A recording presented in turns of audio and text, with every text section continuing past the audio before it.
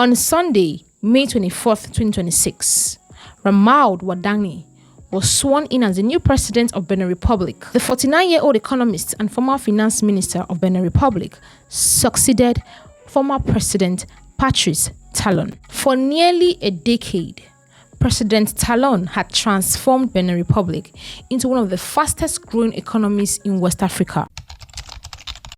Take a look at this map. The Sahel region was on fire. Military coups had already taken over the region. These countries were no longer following the old West African order. They created a new alliance called the Alliance of the Sahel States, known as AES. Their leaders have become symbols of the new anti-Western movement spreading across Africa. Rumors have it that very soon, Benin Republic will be joining the Sahel states. The Benin-Niger border is one of the most economically important trade routes in West Africa.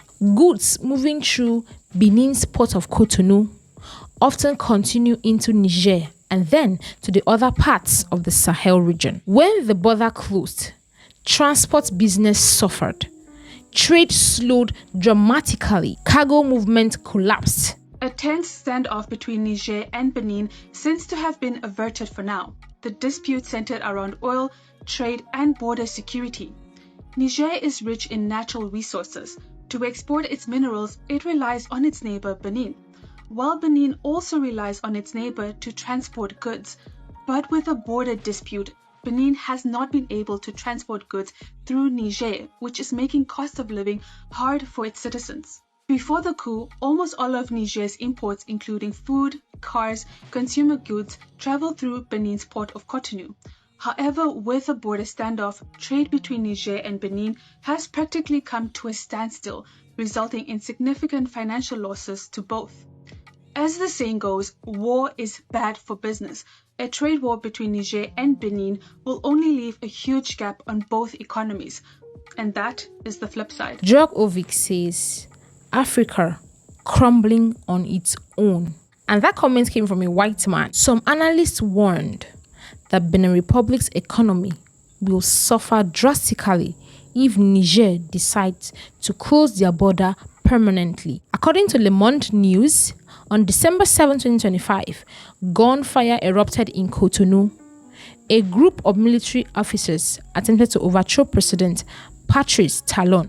The government later announced that the coup had failed and several people were arrested, including soldiers. After a week, Beninese investigators reportedly began suspecting the elements linked to Niger's junta. The tension between Benin and Sahel was no longer just diplomatic, it became a security crisis.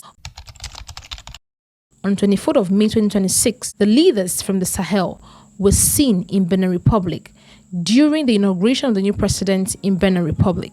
The Sahel region sent their high-level representatives. Most people are wondering how did Niger, Burkina Faso, and Mali agree to send their leaders to go and be present at the inauguration of the new president? Let me take you back. In July 2025, he wasn't yet the president, he was just a presidential candidate. He invited the AES delegations to the Benin Independence Anniversary celebrations. Guess what? The AES declined. He was looking for how to bring peace, how to bring unity amongst these countries. Financial Afrique describes it as intense, sustained personal diplomatic work behind the scenes. The Sahel states were now opening their hands to the friendly gestures from the now president of Benin Republic. Africa is longing to become one. Most ECOWAS presidents wish that they can have what the Sahel states are having. The part where he acknowledged the Sahel states was what's brought up so many questions. Does this mean that Benin Republic will soon join the Sahel states? Or was he just giving them friendly gestures because they came to his country for his inauguration? West Africa is changing faster. The old alliances are breaking. New blocs are rising. What happened at the Benin Republic's inauguration is more than diplomacy.